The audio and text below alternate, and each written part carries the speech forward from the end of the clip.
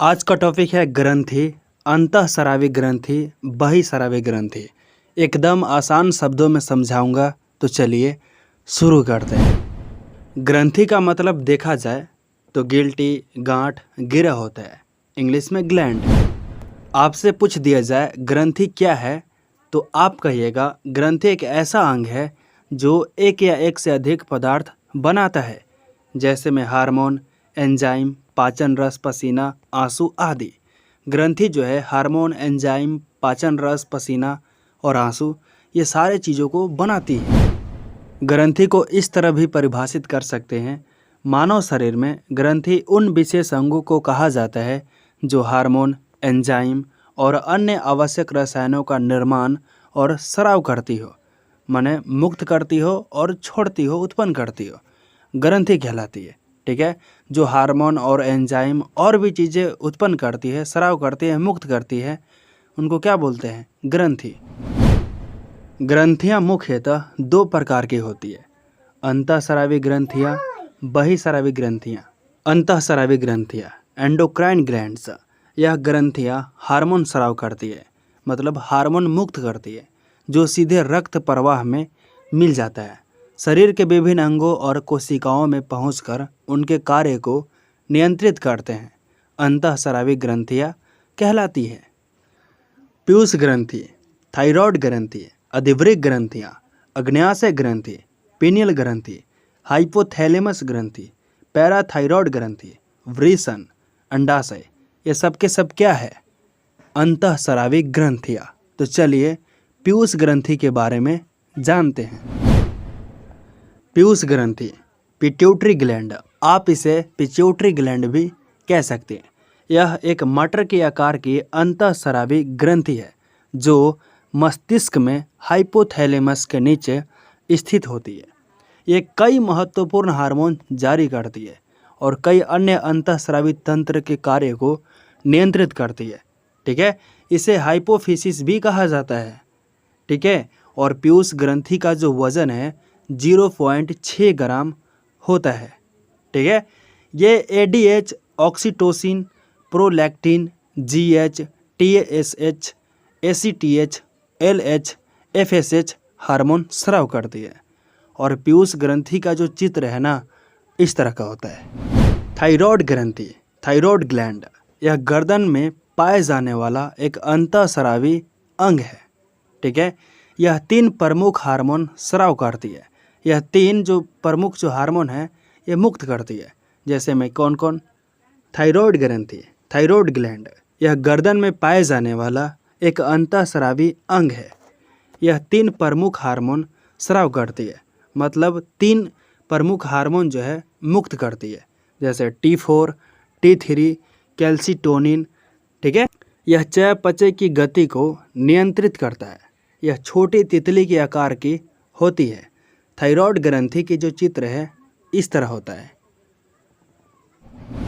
अधिवृक्क ग्रंथियाँ, adrenal glands, यह वृक्क के पास ऊपर की ओर स्थित होती है। जो किडनी होता है उसके ऊपर की ओर ये होती है। यह छोटी त्रिभुज आकार की ग्रंथियाँ होती है। यह adrenaline, nor adrenaline, cortisol, aldosterone, androgen hormone स्राव करती है। यह चयापचय, प्रतिरक्षा प्रणाली, रक्तचाप, तनाव के प्रति प्रतिक्रियाओं में मदद करती है। यह शरीर के विभिन्न कार्यों को नियंत्रित करने में महत्वपूर्ण भूमिका निभाती है। इसे एड्रिनल ग्रंथि भी कह सकते हैं। अधिवृक्क ग्रंथि का चित्र जो है इस तरह का होता है। अधिवृक्क ग्रंथियां के 2 मुख्य भाग हैं, अधिवृक्क कॉर्टेक्स और अधिवृक्क मेडुला।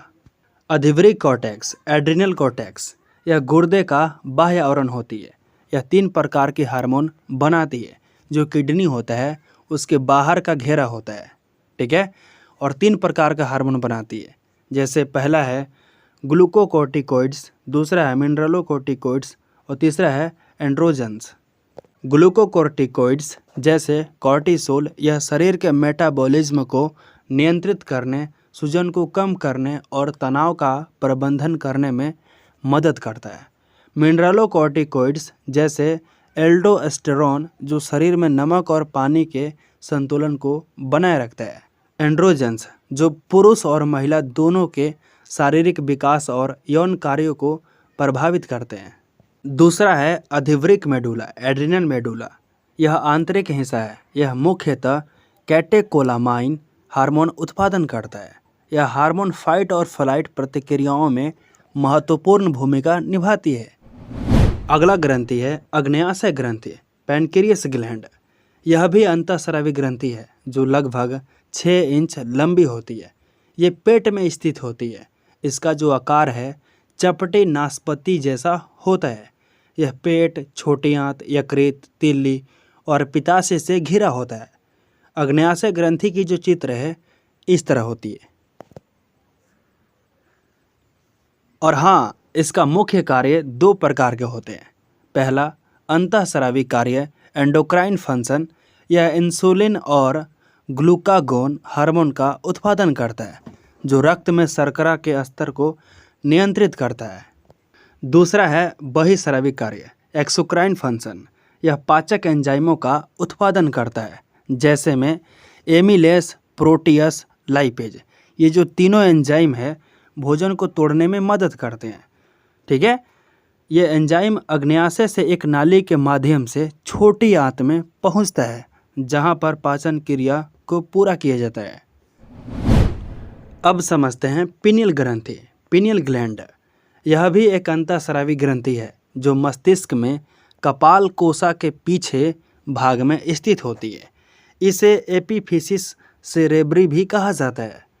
ये मेलाटोनिन हार्मोन स्राव करती है जो नींद और जागने के चक्र को नियंत्रित करने में महत्वपूर्ण भूमिका निभाता है। पिनियल ग्रंथि का आकार जो है आमतौर पर मटर के दाने जितना होता है। पिनियल ग्रंथि का जो चित्र है इस तरह का होता है। पिनियल ग्रंथि जो है अंतःस्रावी ग्रंथि की सबसे कम समझी जाने वाली ग्रंथि है। ये सबसे अंतिम में खोजा गया था। अब समझते हैं हाइपोथैलेमस ग्रंथि, हाइपोथैलेमस ग्लैंड। यह मस्तिष्क का एक हिस्सा है जो अन्य अंतःस्रावी ग्रंथि की गतिविधियों को नियंत्रित करता है जैसे भूख, प्यास, नींद, शरीर का तापमान और हार्मोनल गतिविधि। ठीक है, याद रखिएगा शराब के सेवन से हाइपोथैलेमस के कार्य पर नकारात्मक प्रभाव पड़ सकता है।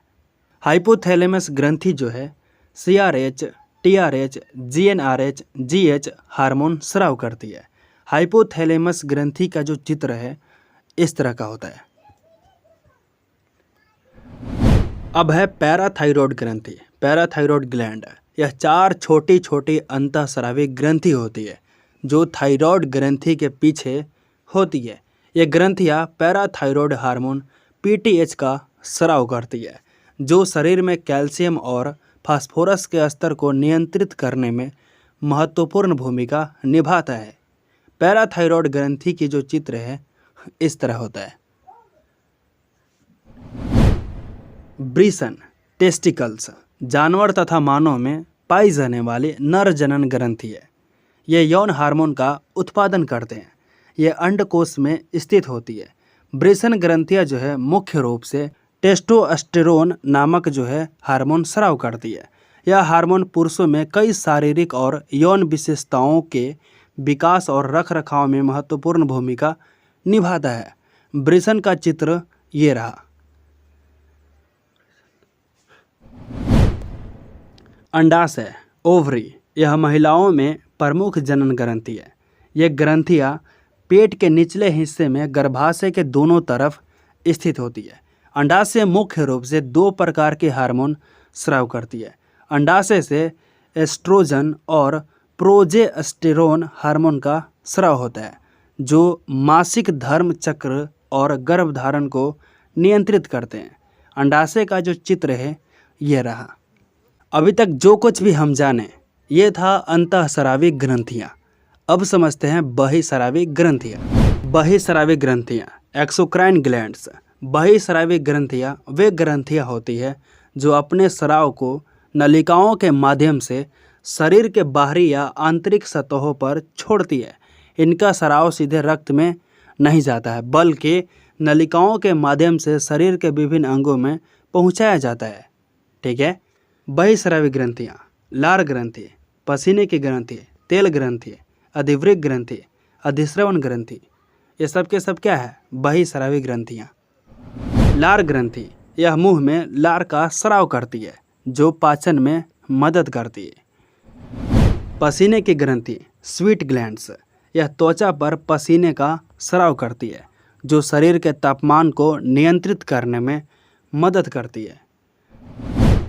तेल ग्रंथि, यह त्वचा और बालों में सेबम यानी तेल का स्राव करती है जो उन्हें नमी प्रदान करता है और सुरक्षा। अधिवृक्क ग्रंथि, प्रत्येक वृक्क और गुर्दे की ऊपरी सतह पर स्थित होती है। ये ग्रंथियाँ स्तनों में दूध का स्राव करती हैं जो शिशु के पोषण की आवश्यकता है। अधिश्रवण ग्रंथि, सेरुमिनस ग्लैंड्स, सेरुमिनस ग्रंथि ये कान में वैक्स यानी कान का मैल का स्राव करती है जो कान को साफ और सुरक्षित रखने में मदद करती है। मुझे आशा है कि जो कुछ भी बताया हूँ आसानी से समझ आ गई होगी। अगर आपको समझ ना आई होगी तो आप कमेंट सेक्शन में लिखकर जा सकते हैं, मैं फिर समझाने की कोशिश ज़रूर करूँगा। तो चलिए फिर मिलते हैं एक और नए दिन नए टॉपिक के साथ। तब तक के लिए जय हिंद, वंदे मातरम। याद रखिएगा, लीवर और अग्न्याशय भी बहिस्रावी ग्रंथियाँ हैं। लीवर और अग्न्याशय को अंतःस्रावी ग्रंथियाँ भी माना जाता है। ये बहिस्रावी ग्रंथियाँ भी है और अंतःस्रावी ग्रंथियाँ भी है। तो चलिए बाय बाय, टेक केयर।